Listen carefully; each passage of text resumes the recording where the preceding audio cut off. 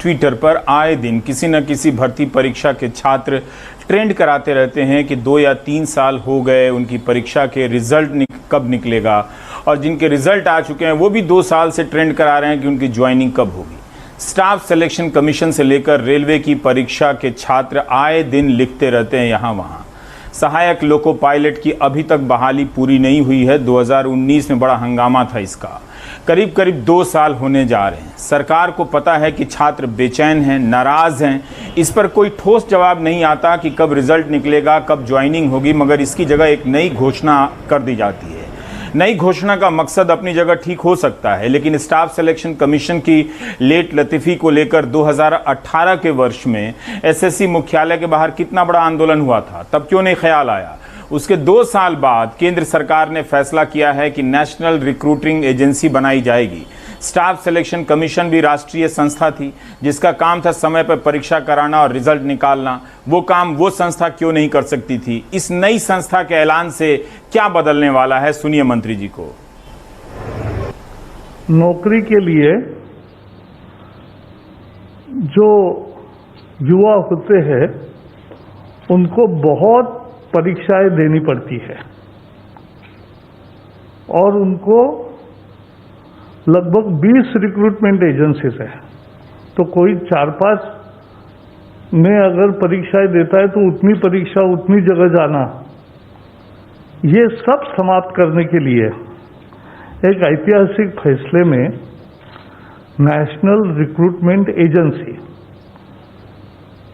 राष्ट्रीय भर्ती संस्था, ये परीक्षा लेने वाली कॉमन एलिजिबिलिटी टेस्ट ये लेगी और इसका करोड़ों छात्रों को लाभ मिलेगा। छात्रों को यानी युवाओं को लाभ मिलेगा जो नौकरी के लिए आवेदन करते हैं। ये मांग थी पूरे युवा पीढ़ी की सालों से,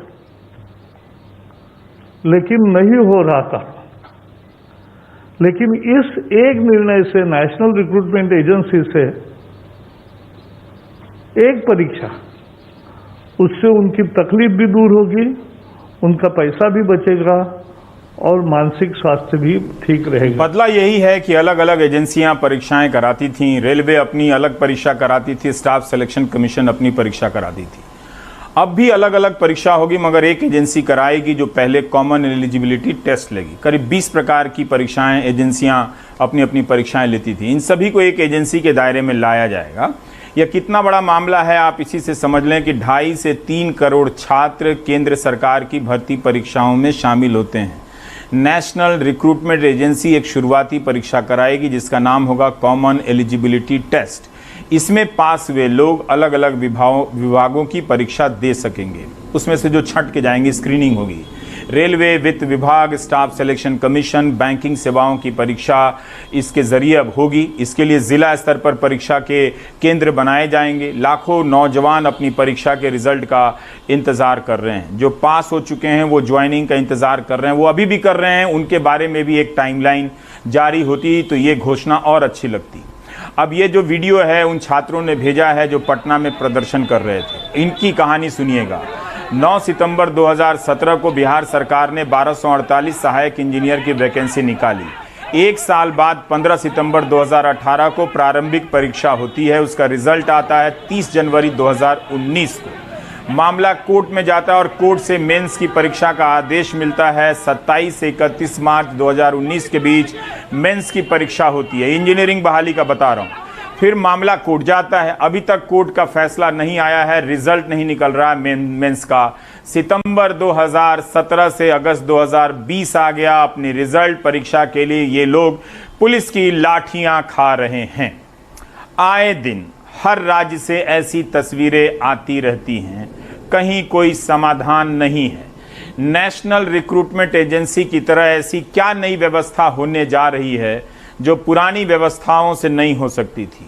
और अगर पुरानी व्यवस्थाओं से नहीं हो सकती थी, पुरानी संस्थाएं किसी काम की नहीं हैं, जो कि लगता भी है कि नहीं हैं, उनकी पुरानी परीक्षाओं को लेकर कोई नीति क्यों नहीं बनती, क्यों नहीं ऐलान होता कि बैकलॉग जो है वो क्लियर किया जाएगा। यही नहीं, centre for monitoring Indian economy ने अपने सर्वे में बताया है कि अप्रैल से लेकर जुलाई तक 1.8 करोड़ नौकरियां कम हो गई हैं पिछले साल के मुकाबले। सिर्फ जुलाई महीने में 50 लाख सैलरीड यानी हिंदी में वेतन भोगियों की नौकरी चली गई है। 50 लाख। हम समझ रहे हैं सुशांत सिंह का केस सबसे बड़ा है। सारी वेबसाइट पर जाकर देखिए कितना कवरेज है, लेकिन 50 लाख लोगों की नौकरी चली गई है, उसका कवरेज कितना है मैं किसी को कोई अपवाद नहीं छोड़ता। कल ही हिमांशु शेखर ने बताया कि टूर एंड ट्रेवल सेक्टर का अनुमान है कि 4 करोड़ नौकरियां जाएंगी।